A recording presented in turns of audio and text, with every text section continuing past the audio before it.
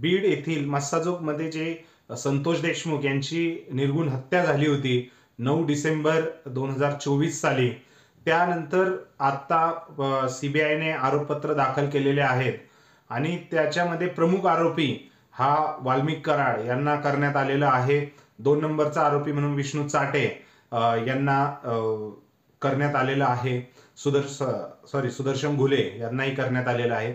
So ह्या सर्व गोष्टींवरनं आपण जर घटनाक्रम बघितला, कारण ज्यावेळेस ही घटना घडली त्यानंतर वाल्मिक कराड हा फरार होता, हे फरार झाले होते.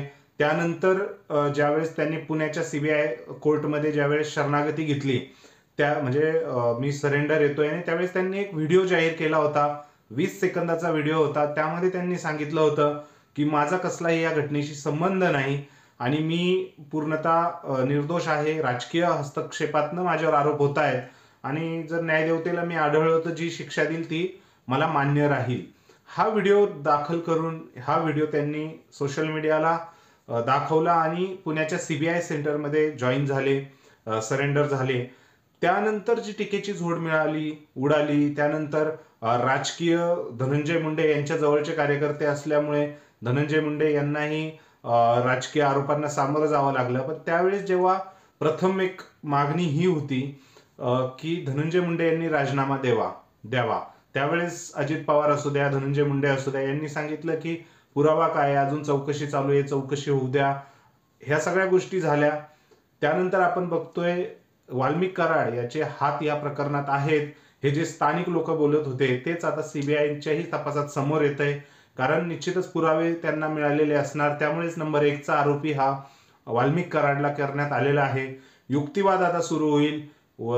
आपले ह्या मस्साजोगच्या सरपंच संतोष देशमुख यांच्याकडनं ऍडव्होकेट उज्ज्वल निकम केस लढणार आहे सरकारी वकील म्हणून. सो सर्व ह्या गोष्टी आपण जर बघितल्या एकंदरीत, तर म्हणजे ज्यावेळेस अनभिज्ञ होतो आपण ह्या कुणी केली, घटना कशी घडली, दहशत कशी झाली, त्यावेळेस बहुतेक लोक ज्यावेळेस वाल्मिक कराडला मकोकामध्ये घेण्यात आलं त्यावेळेस आंदोलन करण्यात आलं. त्यांच्या मातोश्री, त्यांचे घरचे सदस्य, पारिवारिक सदस्य हे या आंदोलनामध्ये आले होते. त्यांच्या समर्थनार्थ कितीतरी मोर्चा निघाला होता.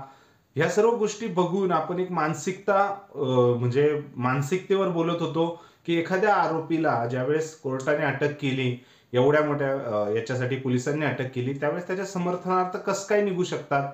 कारण एखाद्या नॉर्मल माणसाला असं कधीच होत नाही. हे राजकीय म्हणजे जे गोष्टी आहेत राजकारणात, कुठेतरी कोणाला तरी शह द्यायचा म्हणून हे मोर्चे काढले जातात. ती ताकद त्यांच्या मागे असते.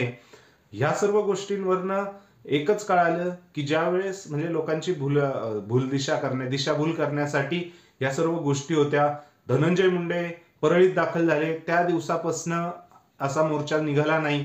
त्यांचे घरचे, इव्हन वाल्मिक कराड याच्या घरचे यांची एकही बाईट न्यूज मीडियामध्ये आली नाही किंवा त्यांनीही तसला काही प्रकार केला नाही. म्हणजे ह्या सर्व गोष्टींवरनं एकच येतंय की धनंजय मुंडे यांनी ज्यावेळेस घरी परळीमध्ये येऊन त्यांची भेट घेऊन जेव्हा त्यांना समजवण्याचा प्रयत्न केला की आता वाल्मिक कराड यांचे पाय फसलेले आहेत, अजून आपलं नको गोंधळ, म्हणून तुम्ही आता यातना ऑफ व्हा, असंच काहीच वाटतंय. कारण आता आरोपपत्र दाखल झालेलं आहे. कोणताही सदस्य, वाल्मिक कराड याच्या घरातला कुठलाही सदस्य आता बाहेर येत नाहीये किंवा आपली बाजू मांडत नाहीये किंवा न्यायाची बाजू. हे सर्व आता न्यायालयीन प्रविष्ट आहे. न्यायालयात तर सगळं होईलच, परंतु संतोष देशमुख यांच्या हत्येचा संदर्भात आता एक म्हणजे महत्वाची बाब, आता लवकरच त्यांना न्याय मिळेल आता असं वाटतंय. कारण आता सुनावणी सुरू झाली की फास्ट ट्रॅकमध्ये कोर्ट घेऊन लवकरच शिक्षा सुनावली जाईल. जी शिक्षा न्यायालय सुनावेल त्या पद्धतीने ती अंमलबजावणी होईल. परंतु आता त्याचा दुसरा अँगल आपण जर बघितला, धनंजय मुंडे यांच्या राजीनाम्याबद्दल आता आपण बोलतोय. वाल्मिक कराड आणि या गोष्टी आहेत, आता आरोप सिद्ध होतील, पुरावे आहेत, ते कोर्टात होईल. आता न्यायप्रविष्ट आहे, आता सगळ्या गोष्टी गेल्यात न्यायालयात.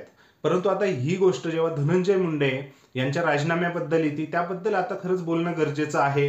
देवेंद्र फडणवीस यांनी तर ते ज्या त्या पक्षाचा आहे यावरती सोडून दिलेलं आहे, परंतु कुठेतरी तुमच्याही सरकारची इमेज डाऊन होणार आहे, डॅमेज होणार आहे, हेही भाजपने समजून घेणं गरजेचं आहे. राष्ट्रवादी काँग्रेस पक्ष, अजित पवार गट जे सत्तेत सहभागी आहेत त्याचे सर्व अजित पवार आहेत. अजित पवार हे मला तर नाही वाटत राजीनामा घेतील, आणि जरी घेतला म्हणजे आता घ्यायचा असता तर इतक्या दिवसात घ्यायला पाहिजे होता, कारण माणिकराव कोकाटे यांचाही राजीनामा त्यांनी घेतलेला नाहीये. आणि आता धनंजय मुंडे यांचा पुरावा सिद्ध, आधी म्हणायचे ते पुरावा काय आहे, पुरावा हाच सगळ्यात मोठा पुरावा आहे की वाल्मिक कराड हा नंबर 1 चा आरोपी आहे, आणि वाल्मिक कराड धनंजय मुंडे यांचा जनता दरबार हा चालवत होता. याचा अर्थ वाल्मिक कराड आणि धनंजय मुंडे किती जवळ आहेत.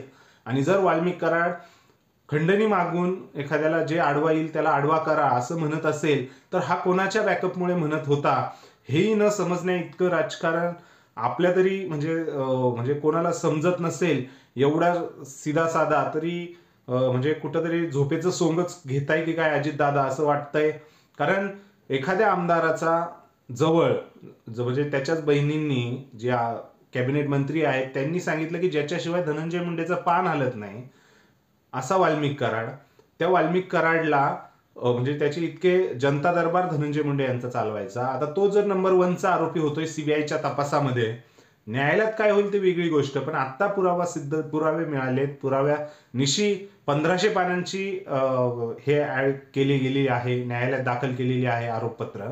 तरीही तुम्ही म्हणताय आता म्हणजे धनंजय मुंडे यांचा राजीनामा घेण्यामागे तुम्हाला कोण थांबवतंय, आणि तुमची नीती तरी काय आहे, नीतिमत्ता ह्या गोष्टी म्हणजे सगळ्या ह्या सुसंस्कृत महाराष्ट्रात विसरत चाललेल्या आहे. काही असू द्या, काही होऊ द्या, आम्ही करणार नाही. कारण इतका जवळचा माणूस जर आरोपी होतोय, उद्या जर कोणाच्या घरातला कोणाचा भाऊ जर आरोपी झाला तर याचा अर्थ मी त्याच्याशी निगडीत नाहीये असं नाहीये. तुम्ही इतक्या जवळचा माणूस, त्याचा जनता दरबार तो चालवायचा, त्या माणसाला आरोपी नंबर 1 आहे, तरी तुम्ही धनंजय मुंडे यांचा राजीनामा घेत नाहीये. काही गोष्टी आहेत, करुणा मुंडे ज्या धनंजय मुंडे यांच्या पहिल्या पत्नी होत्या, कोर्टाने साबित केलंय. त्यांनी आता सांगितलंय की धनंजय मुंडे उद्या 3-3 ला राजीनामा देणार आहे किंवा अजित पवार डिक्लेअर करणार आहेत. काय गोष्टी आहेत त्या कळू द्यात, परंतु धनंजय मुंडे यांचा राजीनामा आता तरी घ्यावा. ज्यावेळेस शिक्षा होईल त्यावेळेस नंतर तुम्ही तुमच्या पक्षात त्यांना काय स्थान द्यायचं, काय करायचं ते करा. परंतु एखाद्या मंत्र्याचा एवढा विश्वासू माणूस जर खंडणीसाठी असे खून करत असेल तर निश्चितच कुठेतरी याचं राजकारणाचं पाठबळ त्याला मिळालं, म्हणून त्याने त्या गोष्टी केल्या.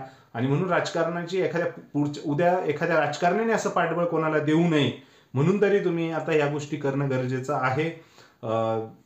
ते अजितदादा यांना आहेच, नक्कीच विनवणी आहे, तुम्ही नक्की निर्णय घ्या.